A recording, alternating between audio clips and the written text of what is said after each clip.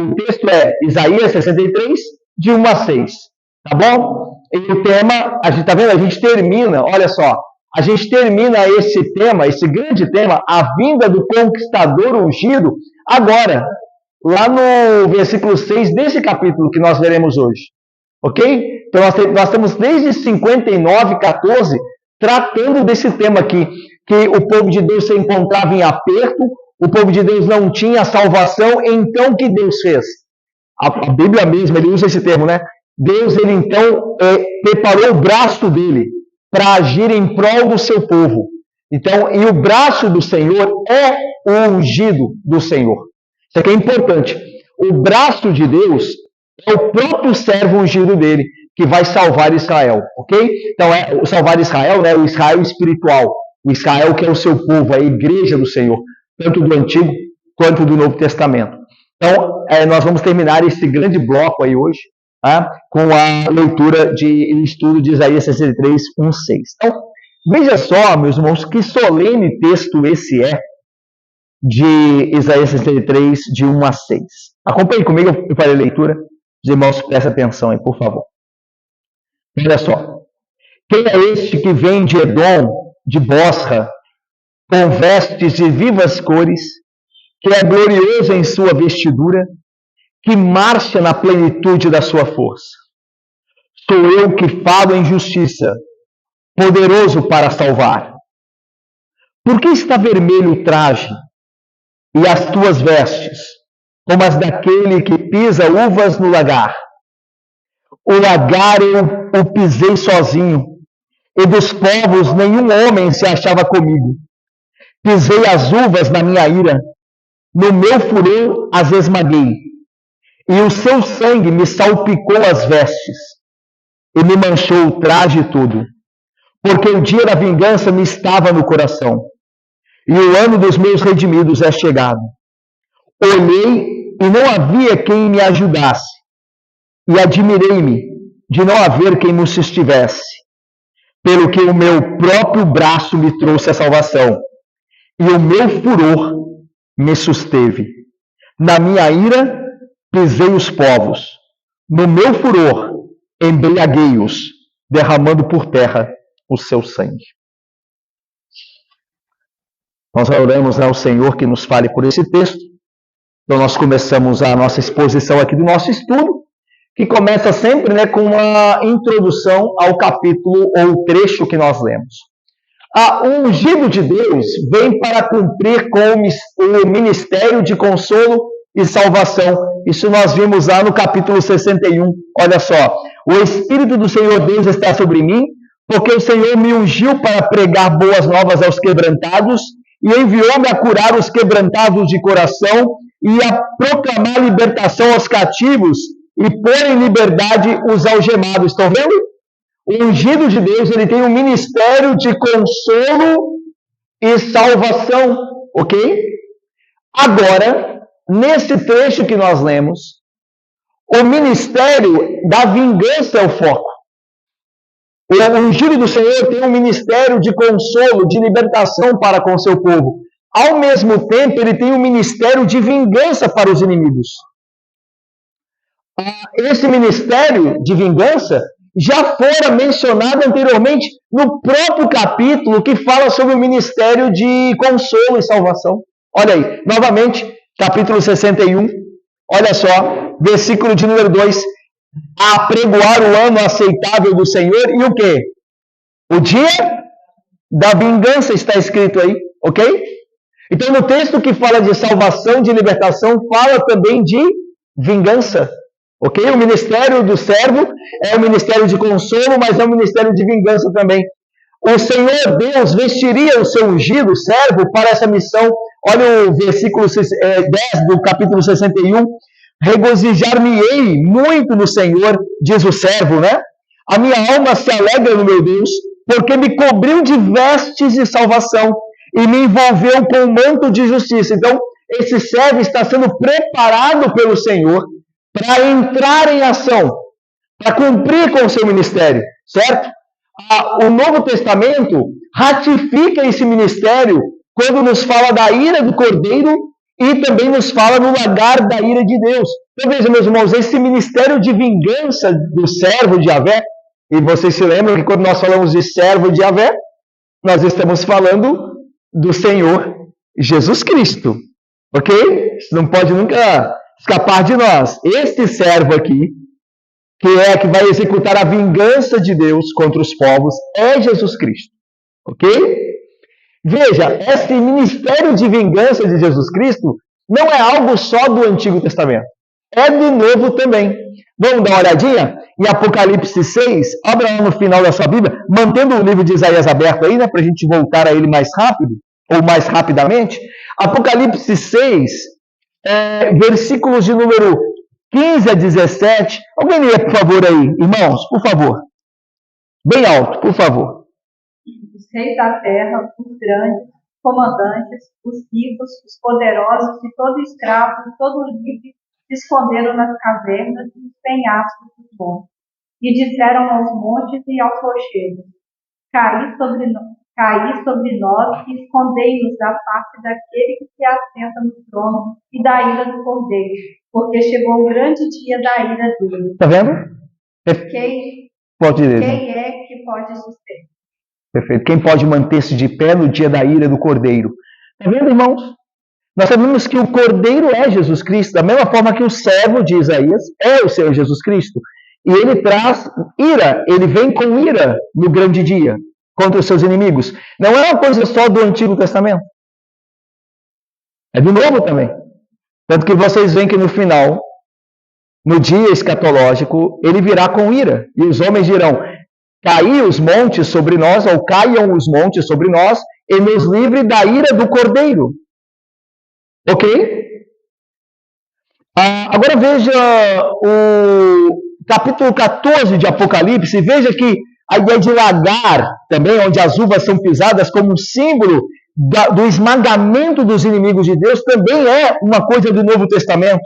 Olha o capítulo 14 de Apocalipse, versículo de número 17 a 20, diz assim, olha: então saiu do santuário que se encontra no céu outro anjo, tendo ele mesmo também uma foice afiada.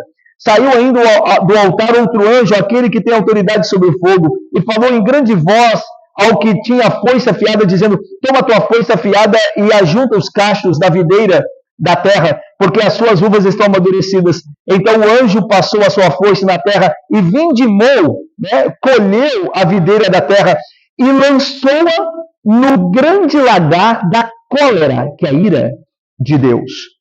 E o lagar foi pisado fora da cidade e correu sangue. Veja que a referência a sangue, como há em Isaías, que nós acabamos de ler, que o guerreiro de Isaías está salpicado, as suas vestes estão salpicadas de sangue.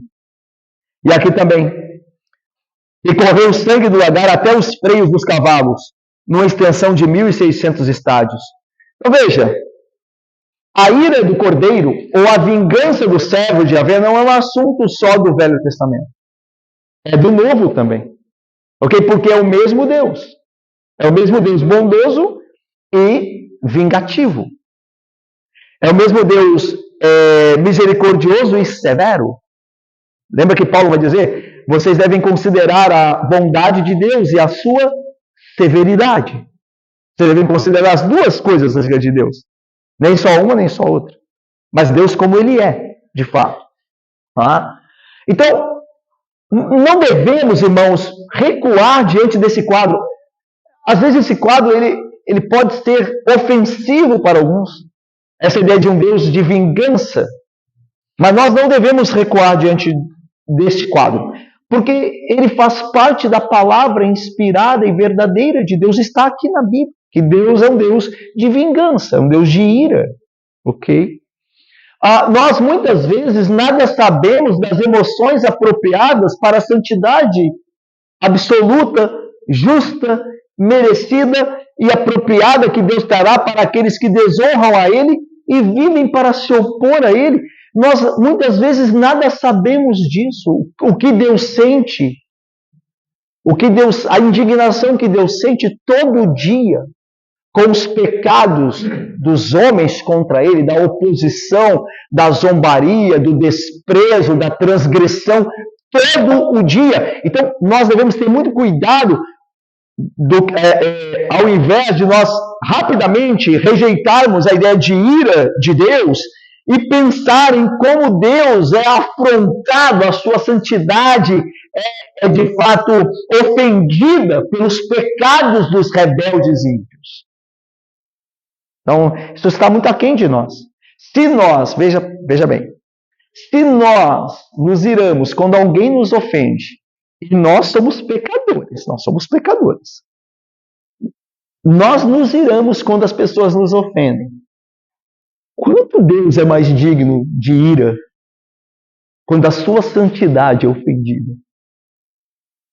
Se você e eu nos achamos o direito de nos irarmos, quanto mais Deus. Deus não pode dar outra resposta aos seus inimigos do que uma comprometida e contundente preocupação com a justiça. O pecado é a transgressão daquilo que é justo. Deus não pode ficar sem dar resposta. Devemos lembrar sempre que a misericórdia e a ira de Deus estão em harmonia completa. Elas não são contradizentes. Elas estão juntas no ser de Deus. Deus é um Deus de misericórdia, Deus é um Deus de ira. Deus é um Deus de misericórdia para que os pecadores se arrependem, e um Deus de ira justa para aqueles pecadores que continuam em seus pecados, rebeldes e ofensores ao mesmo Deus. Então Deus é um Deus de misericórdia e justiça. E a Bíblia fala desse Deus, e nós não podemos recuar diante disso. Ok? Bom, o nosso texto vai falar do dia da vingança e da vitória desse conquistador ungido, que é o Senhor Jesus Cristo. Né? Ele é dividido, o nosso texto é dividido em 3 partes. Primeiro, vocês perceberam na leitura, aparece um personagem misterioso, tá? Na leitura. Olha só, vamos olhar para o texto.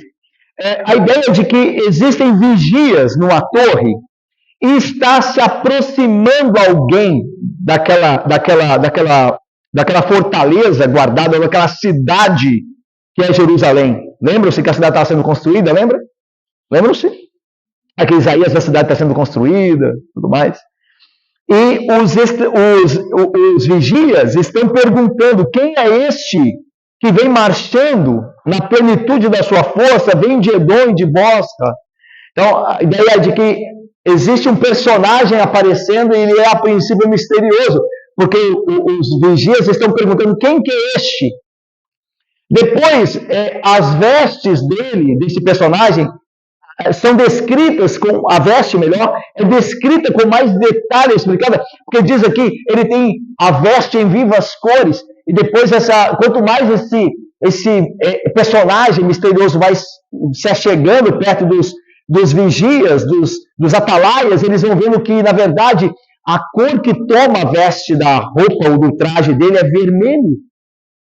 E ele vai explicar por que é vermelho. E por fim, o personagem fala.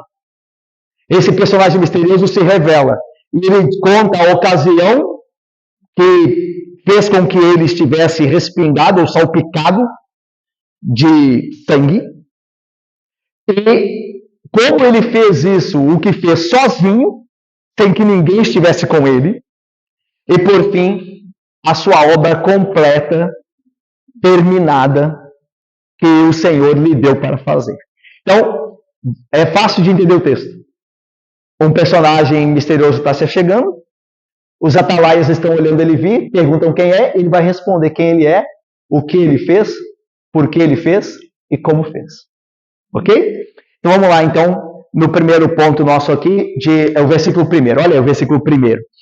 Quem é este que vem de Edom, de Bosra, com vestes de vivas cores, que é glorioso em sua vestidura, que marcha na plenitude da sua força? Sou eu que falo em justiça, poderoso para salvar. Primeiro o texto começa com uma pergunta, que os atalaias, os sentinelas fazem. Vocês se lembram que Deus estabeleceu sentinelas na Nova Jerusalém? Olha só o capítulo 52. Capítulo 52, versículo de número 8, diz assim: eis o grito dos teus atalaias, Sião, aos atalaias de Sião. Eles erguem a voz, juntamente exultam, porque com seus próprios olhos distintamente veem o retorno do Senhor. Isso aqui é muito legal. Porque lá no capítulo 52 diz que Sião tem atalaias, tem vigias, E eles estão vendo com seus olhos o retorno do Senhor a Sião. E agora no capítulo 63, eles estão vendo alguém se aproximar e perguntam: quem é você que está se aproximando? Então existem atalaias em Sião. E está chegando alguém na direção deles. E aí veja, eles fazem a pergunta: quem é este? Então a ideia aqui, eles estão... É interessante que no 52 eles estão procurando o Senhor. Eles estão anunciando a vida do Senhor. Eles não sabem ainda que aquele que está vindo é o servo do Senhor. É aquele que é o braço do Senhor por eles. Mas eles perguntam: quem é este? E aí veja, este que vem de Edom, de Bosra. Aqui, meus irmãos, o país Edom e a sua capital, Edmila, Bosra, Diácono Gessé, são citados aqui. Tá? Edom era aquele país inimigo dos israelitas. Lembram-se? Edom no Antigo Testamento é um povo inimigo dos israelitas. Isso está em Isaías 34, fala do castigo sobre Edom por se opor a Israel. Salmo 137 fala de Edom como inimigo. Ezequiel 35 fala de Edom como inimigo. Amós 1, 6 e 11 fala. E Obadias 10 a 16 também fala. O Antigo Testamento, Marcelo, apresenta Edom como um tipo... Era um povo mesmo de Israel, mas depois passa a ser um arquétipo, um tipo de inimigo. Então, quando fala Edom, está falando de inimigos. Então, a ideia é: quem é este que vem da terra dos inimigos? De Edom. A capital de Edom é Bosra. Por isso, Bosra aqui, entendeu? Aquele que vem de Edom, vem de Bosra. E é interessante que Bosra era em Edom, o país, e Bosra, a capital, era conhecido pela sua vindima, pela colheita de uvas. No Império Romano, foi encontrada uma moeda da região, na época do Império Romano, e da região de Edom, de Bosra, que tinha uma figura de uvas. Então ela era muito famosa pela vindima. É interessante que esse guerreiro vem de pisar as uvas. Então veja, Edom e Bosra são um tipo de inimigos. Ok? Então esse que vem da terra dos inimigos. Quem é esse que vem de Edom e Bosra? Ele está vindo lá da terra dos inimigos, do povo de Deus.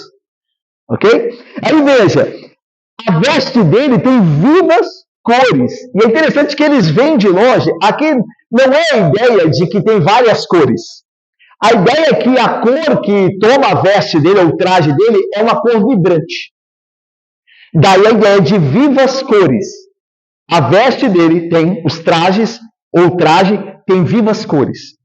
Depois, quando ele chegar mais perto, eles verão que a cor prevalece, né, no traje, é a cor vermelha. Tanto que eles falarão isso, versículo 2.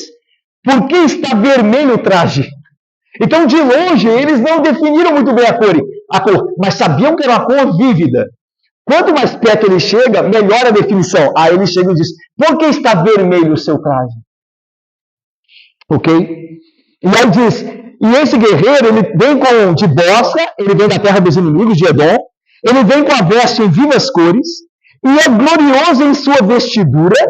Agora, isso aqui é maravilhoso. Que marcha na plenitude da sua força. O verbo marchar aqui em hebraico, é a ideia de inclinar-se, pender-se, alguma coisa que está pendendo. Ok? Essa é a ideia de marchar aqui. Então, a ideia de que esse guerreiro não caminha, esse personagem, melhor dizendo, né?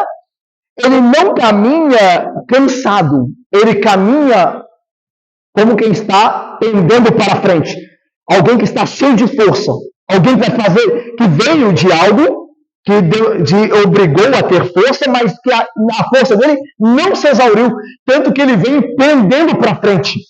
Ele vem como se tivesse ainda muita força, como alguém que sai para fazer algo e ele volta da mesma forma. Essa é a ideia. E aqui é muito legal, porque não falta força a esse personagem. Não tem fraqueza aqui. Ele não tem fraqueza.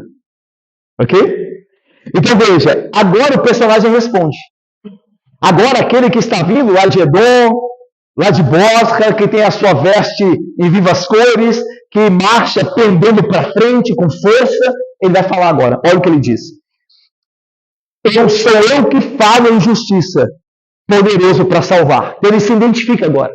E ele vai falar mais dele, mas não ainda. Mas ele já fala algo. Sou eu que falo com justiça, poderoso para salvar. O que quer que ele estivesse fazendo, ele vem relatar que ele fez com integridade. Eu falo com justiça. A ideia de que alguém fez algo e depois de ter feito, a sua justiça está intacta. Essa é a ideia. Eu falo com integridade. Eu tenho autoridade. Ou seja, o que ele fez não o manchou, não o prejudicou, como se alguém fosse fazer algo de errado e voltasse culpado. Não é a ideia.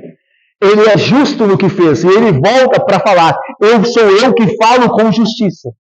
Então, o que ele fez com justiça. Isso é interessante. Se você pensa em recompensa aos homens maus, aos ímpios, então justiça tem tudo a ver com isso. Tá? E aí depois diz mais, ele continua dizendo, poderoso para salvar. Então veja, ele tem uma consciência primordial que ele é poderoso, que o que ele faz e fala é justo, e ele volta sabendo que ele tem poder para fazer o que ele fez. Ele é poderoso para salvar, por isso ele está voltando vitorioso, como nós veremos, da sua empreitada. E é interessante, meus irmãos, que é preciso notar que os versículos seguintes fazem menção de ira e vingança. A gente vai ver, a gente já leu o texto, né? A gente vai ver que fala de vingança e de ira. Só que na concepção desse personagem, desse misterioso personagem, que fala com justiça e é poderoso para salvar, vingança e justiça tem a ver com salvação. Porque ele está voltando e ele se identifica como poderoso para salvar. E a obra dele, que será apresentada agora nos versículos seguintes, é de ira e de vingança, de destruição. Mas isso tem a ver com salvação. Isso não está desconectado com salvação. E esse é o ponto, e muito importante. Quando Deus salva, ele não faz isso só baseado no amor para o seu povo, pecador, mas também na sua ira santa para com aqueles que não se arrependem. Então, salvação inclui salvar o povo de Deus, preservando-os dos inimigos. E para preservar o povo que Deus tanto ama, ele tem que destruir os seus inimigos. Daí a ideia de salvação tem a ver com vingança e ira. Não são coisas desconectas. Porque se você ama alguém, você protege. Se você ama a sua família e alguém entra na sua casa e invade a sua casa para fazer mal à sua família, você terá que destruir aquela pessoa, porque você ama a sua família. Não é propriamente o ódio, digamos assim, né? Ou a ira que lhe alimenta, mas o amor zeloso faz com que você tenha ira, um zelo por aquilo que você ama. Então essa é a ideia. Para Deus libertar o seu povo, realizar a obra de salvação por meio do seu servo, isso envolve ira, isso envolve vingança. Porque se os inimigos do povo de Deus não forem destruídos, o povo de Deus nunca terá paz. E a justiça não será feita. Então Deus é aquele que salva com vingança e ira também. Faz parte do caráter dele. É necessário, ele não pode ficar sem responder a isso. Ok? Os ímpios que não se arrependem não podem ficar sem a sua paga.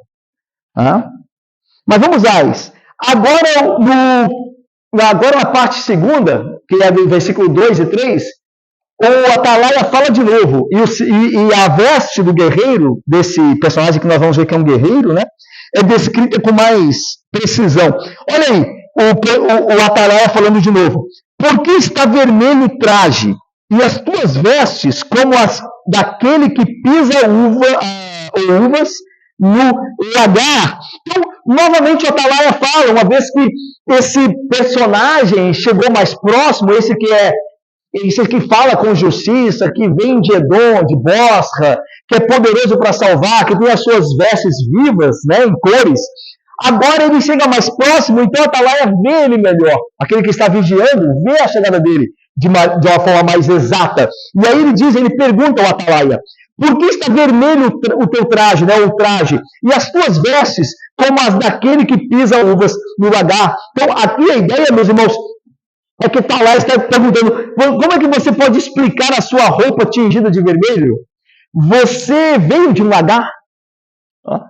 Por que a sua roupa, o seu traje está salpicado de vermelho? Você estava pisando uvas, né? O lagar é aquele tanque, né? onde a uva é colocada, né, depois de colhida, da vindima, e os homens pisam, né? Então a ideia de, por que o seu traço é vermelho? Você veio do lagar, você está pisando uvas.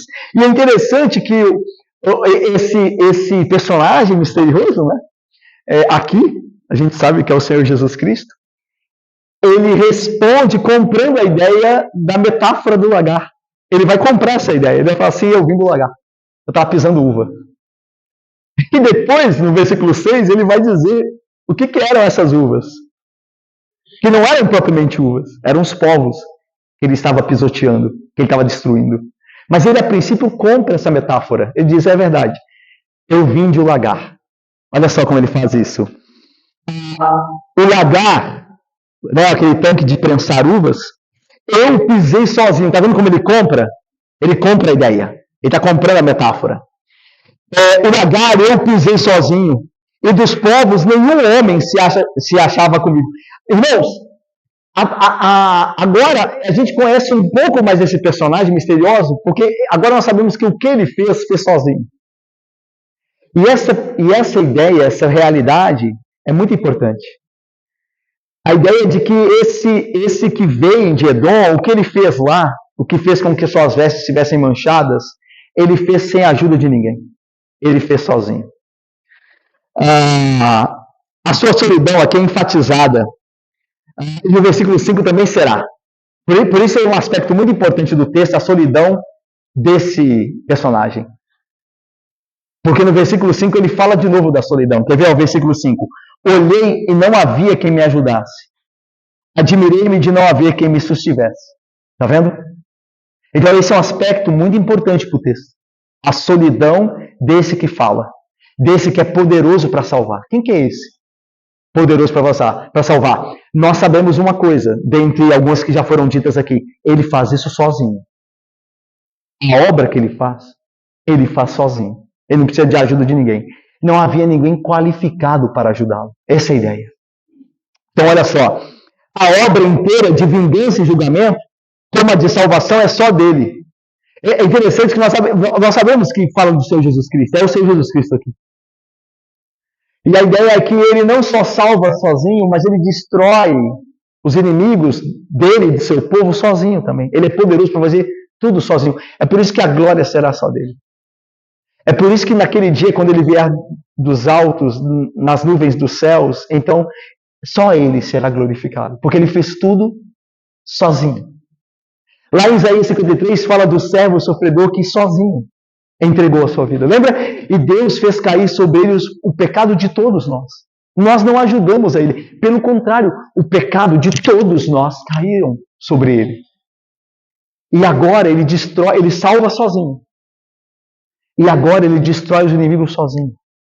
Então a ideia é que Jesus Cristo é o único que pode dar jeito no mundo. Eu estava lendo um comentarista falando desse texto. E ele estava falando das ideologias, né, filosofias políticas, as quais os homens apresentam e muitos compram, né, de melhorar o mundo, trazer o mundo a uma sociedade mais justa. Irmãos, isso jamais acontecerá por meio do homem pecador. Só há uma pessoa capaz de consertar todas as coisas. Ele fará tudo sozinho. Ele é o único. Não há ninguém que possa ajudá-lo. Porque se nós quiséssemos fazer por nós mesmos, nós temos os nossos pecados, nós temos as nossas dificuldades e limites, nós não conseguiríamos. Nós tentaríamos resolver o problema de outros, enquanto nós mesmos temos os nossos. Mas este fala em justiça. Ele é íntegro, ele é justo, ele é poderoso para salvar. Então, meus irmãos, até que o mundo venha a ter fim à sua consumação na vinda de Cristo, nós experimentaremos dores e injustiças, até que venha este que é poderoso para salvar. Então ele fará nova todas as coisas, porque ele é poderoso para isso. É só ele que pode fazer. Daí essa é a ideia da solidão dele. Eu fiz isso, o lagar eu pisei sozinho. Os inimigos de Deus serão destruídos todos por ele. O lagar eu pisei sozinho. e dos povos, de toda a humanidade. A ideia é, de toda a humanidade, ou em todo o amplo mundo, nenhum homem se achava comigo. Não havia ninguém comigo, eu sozinho fiz o que fiz. E aí a ideia e continua, pisei as uvas, versículo 3, da minha ira, no meu furor as esmaguei. Então, a ideia de ira e furor aqui, meus irmãos, é a intensidade da indignação. A ênfase está na raiva sentida na alma. E é interessante isso, porque esse servo, ele tem uma raiva, ele tem uma ira santa. A ideia de que Deus não é insensível, Deus não está no céu, entre aspas, pouco se importando com o que acontece aqui. Ele sente indignação todo dia. E veja, quando a ira de Deus vier, não é uma explosão de descontrole. Porque ele tem suportado até agora todas essas coisas. Mas é o desejo e o plano dele ter um dia para fazer justiça. Porque Deus sente indignação, Deus vê as injustiças. Não é só você que vê. Quando você liga a televisão. Deus está vendo. E Deus virá no furor da sua ira. É por isso que nós nos consolamos. É por isso que nós não nos desesperamos. É por isso que nós esperamos. Porque nós sabemos que virá a ira do Senhor. Virá o dia da sua ira. Que Deus pisará o lagar. Que Deus esmagará as uvas. Ok? Então não é, quando nós esperamos, não é com imparcialidade. Nós sentimos essas coisas. Nós também nos iramos da injustiça. Tá? Quando o juízo é pervertido, quando o justo é tido como ímpio, e o ímpio é celebrado como justo, tudo isso nos fala a alma. Tudo isso nos enche de indignação. Mas nós estamos aguardando aquele que disse, não vingueis, a mim pertence a vingança, eu retribuirei. Então nós esperamos, toda injustiça será acertada. Todo injusto, se não se arrepender, será destruído. Nenhum deles escapará. Nenhum só. Isso é de grande consolo para nós. De grande consolo neste mundo. Saber que o Senhor vem.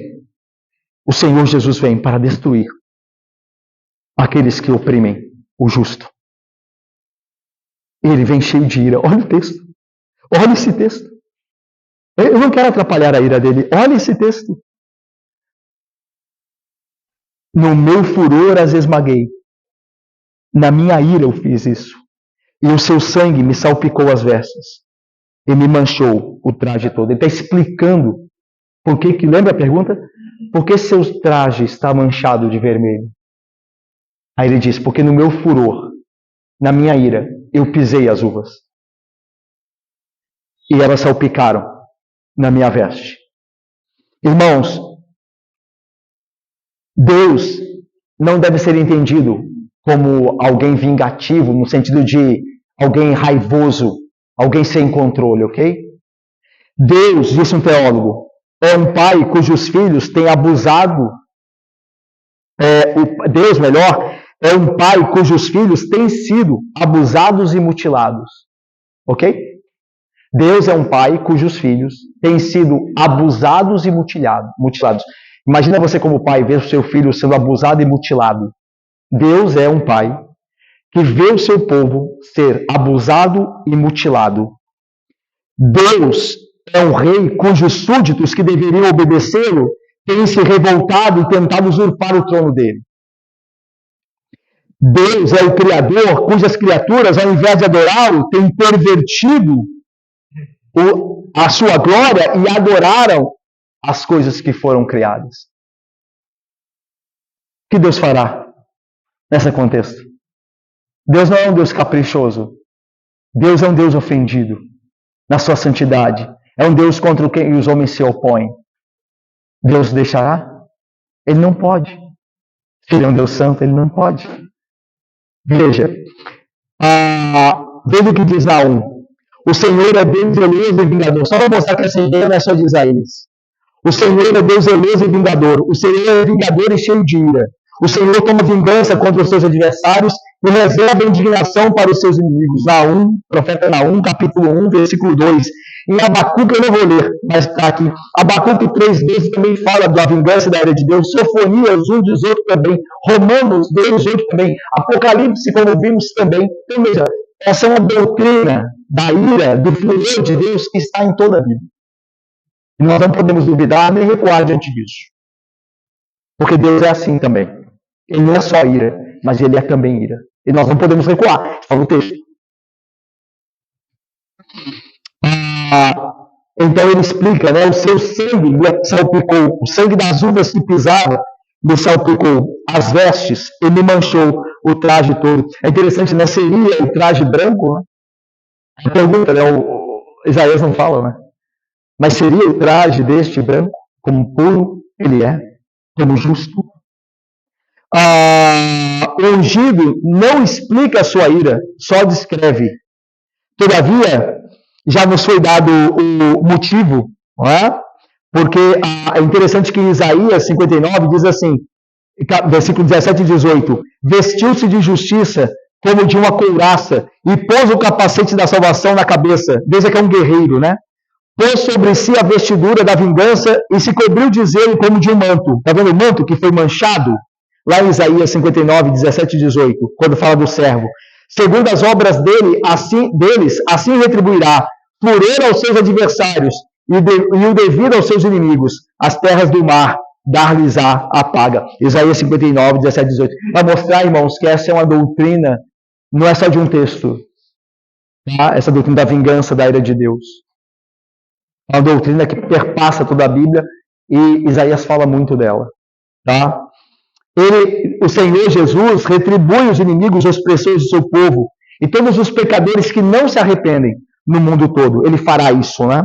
E agora veja como, agora no final, nessa última parte, de 4 a 6, esse que esmaga as uvas, né? Que pisa as uvas, esse que nós estamos vendo descrito aqui, começa a explicar melhor. Ele continua falando, mas ele começa a explicar melhor a ocasião, a sua solidão naquilo que ele fez e o que ele realizou. Olha aí o versículo de número 4. Porque o dia da vingança me estava no coração e o ano dos meus redimidos é chegado. A ideia de a vingança que estava no coração é a ideia de que esse ungido, esse que está se apresentando aqui, que veio de Edom, veio de Bossa, como a gente está vendo a descrição dele aqui, ele é comprometido de fato, irmãos, com aquilo que é o zelo do Senhor. E a ideia de vingança está no coração, é o comprometimento dele com o plano do Senhor. O Senhor Deus tinha um plano de vingança contra os seus inimigos. E esse personagem, que é o Senhor Jesus Cristo, ele está comprometido com essa vingança. Tanto que ele fala assim, a minha vingança estava no meu coração. A ideia de estar no coração é a ideia de algo desejado e planejado. É por isso que eu digo que a ira de Deus não é uma cólera sem controle. É algo desejado, porque é justo, e planejado. Tanto que Paulo vai dizer assim, o que diremos, pois, se Deus suporta os vasos de ira preparados para a perdição? Então veja, Deus não é um Deus descontrolado, por quê? Porque Ele suporta os vasos de ira. Ele tem suportado.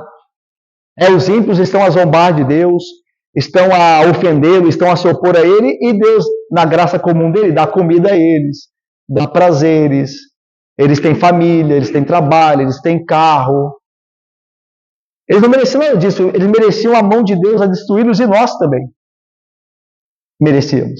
Então veja como Deus é paciente e bom, até para com os seus inimigos, porque Ele aguarda, Ele espera. Ok? Então ele não está desesperado, ele não está descontrolado. Ele tem uma vingança no coração desejada e planejada. E justa. Ok? Agora veja isso aqui.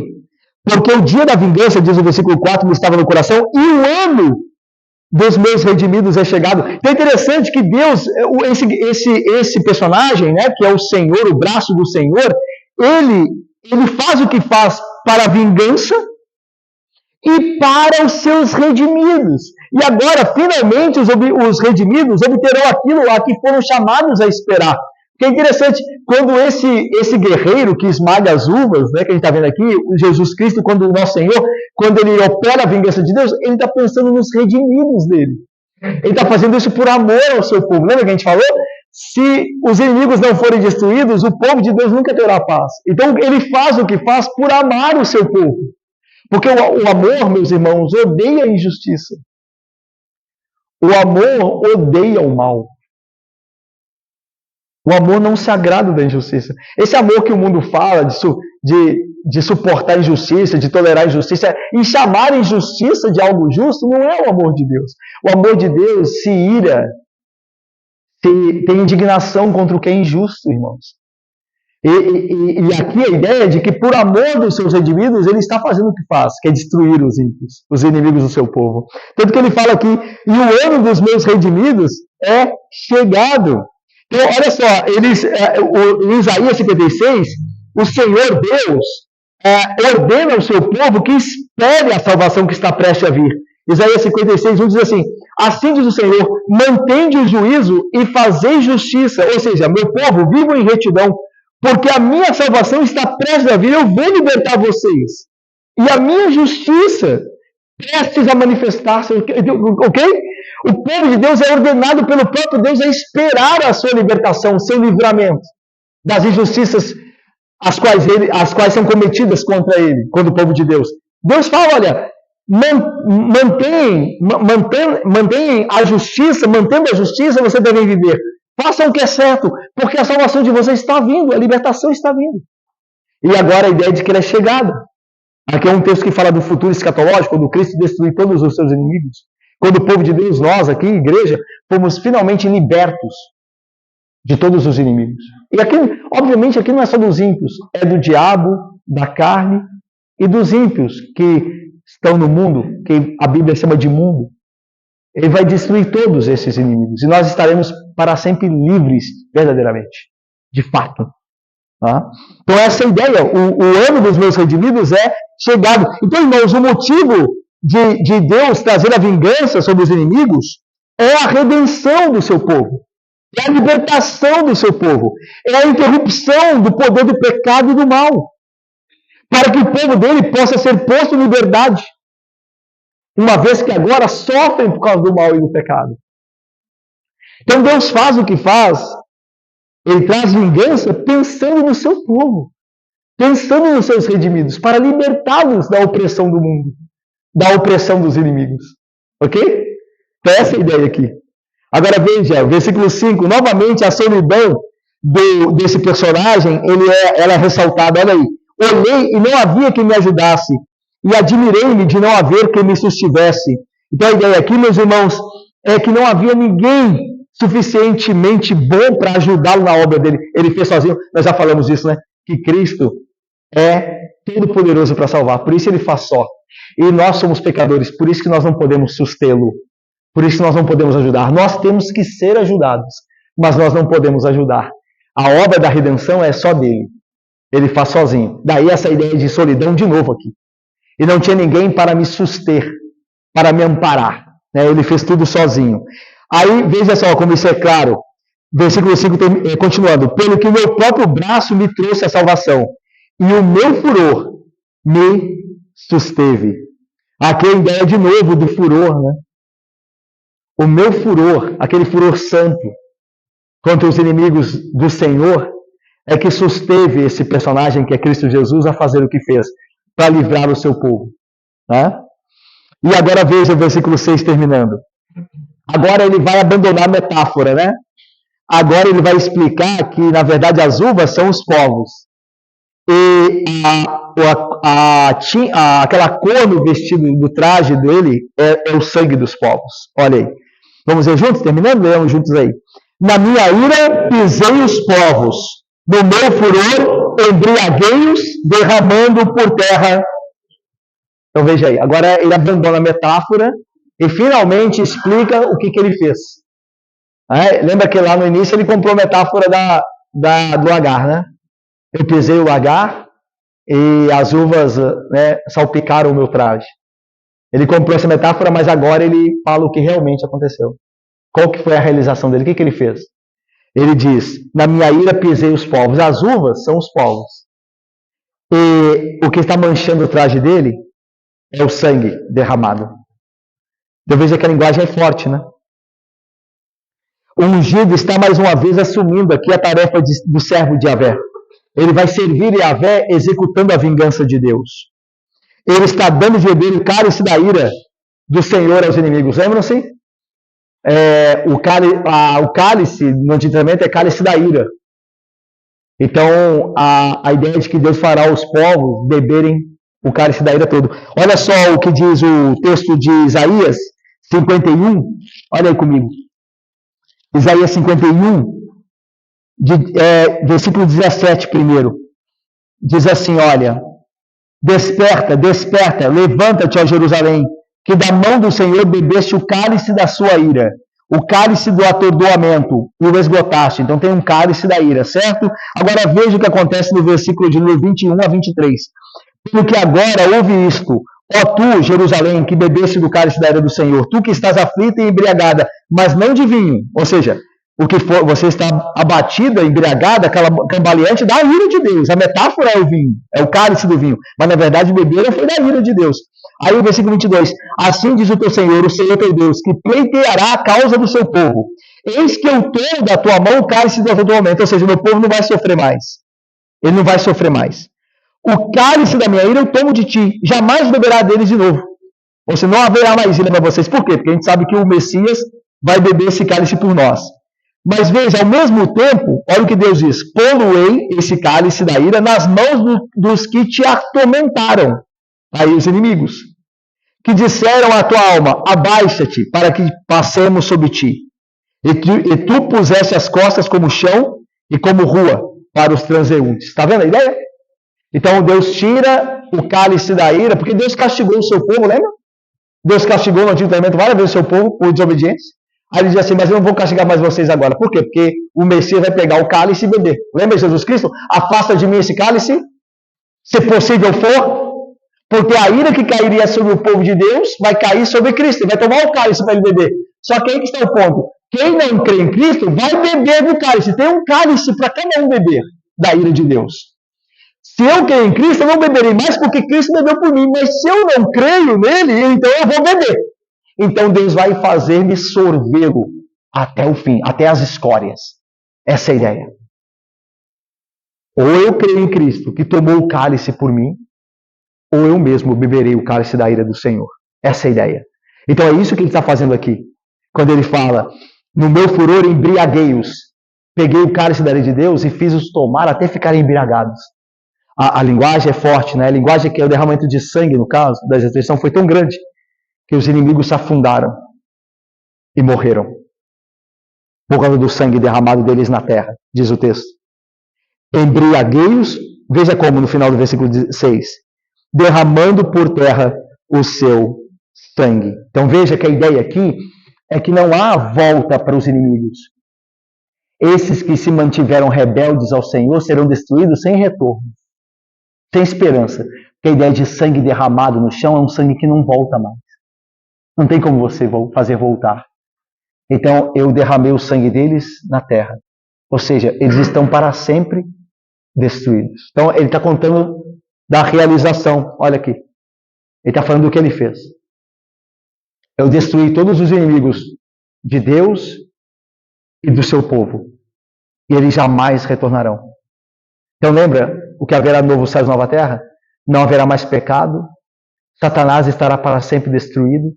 Os ímpios que não se arrependeram para sempre no inferno. É isso que está falando. É a ideia a imagem do sangue derramado na terra, sem mais retorno. A vida não pode ser mais tomada novamente. Então a obra dele é completa. A obra de salvação é completa e a obra da vingança também. Porque elas duas andam juntas. Porque o Senhor faz tudo muito bem. Então isso é poderoso, né? Irmãos, o servo Messias um dia pisará o lagar da terra. Ele virá e derramará no chão o sangue dos rebeldes deste mundo. Porém, nunca devemos nos esquecer que antes disso, ele mesmo derramou o seu sangue. Ok? Ele mesmo derramou o seu sangue. Cristo derramou o seu sangue por amor aos pecadores. A destruição dos povos, essa destruição que a gente vê aqui, é simplesmente o resultado da recusa de crer em Jesus Cristo e em seu sangue. Para aqueles que creem, eles não terão a destruição, o sangue derramado, porque Jesus derramou o sangue por eles. Mas os que não creem terão seu próprio sangue derramado. Então veja, a destruição dos povos é porque eles desejam ser destruídos, uma vez que eles não creem no sacrifício de Cristo. Ok? No Deus bondoso. Eles rejeitam a bondade de Deus, que eles merecem. Eles rejeitaram o bom Deus. Ok? Esse texto, meus irmãos, ele é muito necessário hoje, uma vez que se fala muito pouco dessa parte do Senhor, desse caráter dele de vingança e ira santa, né? Mas olha só o que nós aprendemos aqui, irmãos. Primeiro, nós estamos em uma batalha espiritual, irmãos. O texto é todo bélico militar. Fala de sangue, fala de vingança, fala de inimigos. Eu e você estamos numa guerra, ok? Numa batalha espiritual. E nós temos que nos posicionar assim, ok, irmãos? A vida cristã é uma batalha. Tá? Contra a carne, contra o diabo e contra o mundo. Então nós não estamos a passeio, ok? Nós não nos convertemos às fileiras dos exércitos de Cristo para poder ficar curtindo a vida. Ok? Nós estamos numa batalha. E nós devemos decidir de que lado estamos na batalha. Ok? Aprendemos que os que permanecem rebeldes serão destruídos. É interessante que no Evangelho de João, que fala tanto do amor de Deus, não fala? No capítulo que fala de amor, porque Deus amou o mundo, é João 3, olha lá. Mas no versículo 36, alguém leia aí. Por isso, quem crê no Filho tem a vida eterna. O que todavia se mantém rebelde não terá a vida, mas sobre ele permanece a vida de Deus.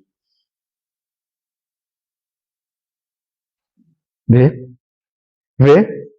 No Evangelho de João, que fala do amor de Deus, no mesmo capítulo que fala do versículo nos mais conhecidos, né? Porque Deus amou o mundo, fala: aquele que se mantiver rebelde ao Filho, sobre ele permanece o cálice da ira de Deus. Essa pessoa será esmagada pelo Senhor e Rei Jesus Cristo. Não brinquemos com isso, irmãos.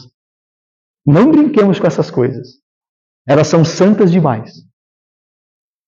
Ou nós nos convertemos, ou nós ficamos do lado do guerreiro ungido, ou ele nos esmagará.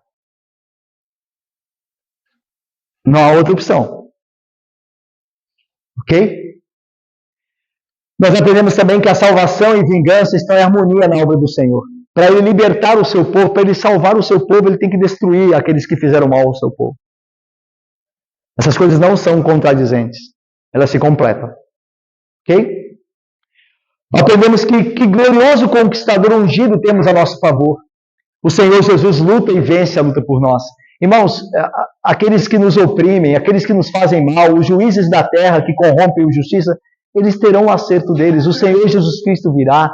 Nós esperamos e aguardamos esse dia. Nós sentimos indignação, é verdade, todo dia. Mas virá o Senhor. Virá o Senhor. Nós somos como Ló, lá em Sodoma e Gomorra. Igualzinho a Ló. São crentes, né? Mais ou menos. Mas que suportavam a impiedade daquele tempo, esperando o Senhor vir com as suas miríades, com os seus exércitos. É assim que nós estamos agora também. Lembra de Sodoma e Gomorra? O Senhor esmagou Sodoma e Gomorra. Ele livrou o justo Ló. Ele livrou o justo Ló. O apóstolo no Novo Testamento diz assim, porque ele usa essa história de Ló, essa história real, para dizer assim, porque o Senhor sabe salvar o justo da tribulação e dar paga aos seus inimigos. Deus livrará-nos de Sodoma e Gomorra e destruirá os sodomitas e edomitas. Ok? Graças a Deus. Se você crê em Jesus Cristo, que glória é. Que glória é. Você tem consolo e esperança nesse mundo que vai de mal a pior, que jaz no maligno. Você tem consolo e esperança de que a justiça será feita. Ok? Por fim, não devemos nos vingar a nós mesmos, mas dar lugar à ira do Senhor. Está lá em Romanos 12, né? Versículo 19. Por isso que Jesus falou que quando alguém fizer mal a gente, nós devemos fazer o bem. Nós devemos amar os nossos inimigos e orar pelos que nos perseguem. Esse é o nosso dever. E qual que é o dever do Senhor? É vingar-nos. Quando eu amo o meu inimigo, eu não estou dizendo que está tudo bem. Que o que ele fez não tem nada a ver, que não tem problema. Não, ele fez uma injustiça comigo. Mas o Senhor me amou, me mandou, ordenou amá-lo, fazer o bem a ele. Porque a vingança pertence ao Senhor. O Senhor vingará. Então eu posso amar quem faz o mal a mim. Eu posso servir quem me faz o mal. Eu posso orar por quem me persegue. Porque o Senhor fará tudo muito bem. E Ele sabe livrar o justo da provação. Que grande consolo tem essas verdades.